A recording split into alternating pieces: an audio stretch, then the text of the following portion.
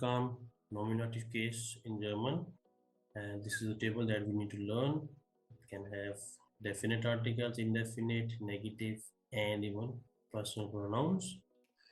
So there are three genders.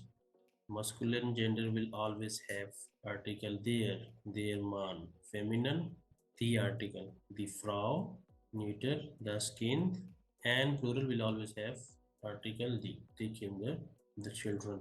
Indefinite, we have same article for masculine and neuter, ein, but feminine noun have different article, eine.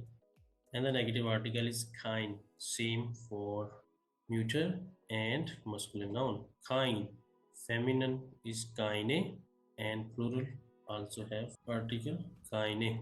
Personal pronouns, we place ear with masculine noun singular, feminine sie, neuter noun is s, and plural we place z.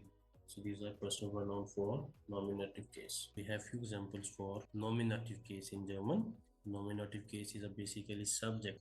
How can you write subject in German language?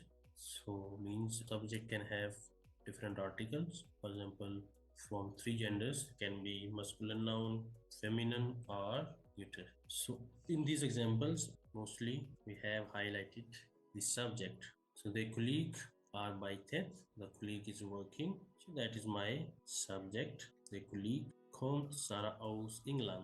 So does Sarah come from England? So that is a noun. So means masculine noun means this is a feminine noun, basically human noun. No, it doesn't have any article in German. Der Mann hat einen Bart. The man has a beard. So that is also a definite article with masculine noun. Ein Mann heiratet eine Frau. A man marries a woman. So here we have indefinite article ein that we have used with masculine noun. So means this is my subject. So I need to focus on only in nominative case on subject. Means how can I write subject in a sentence?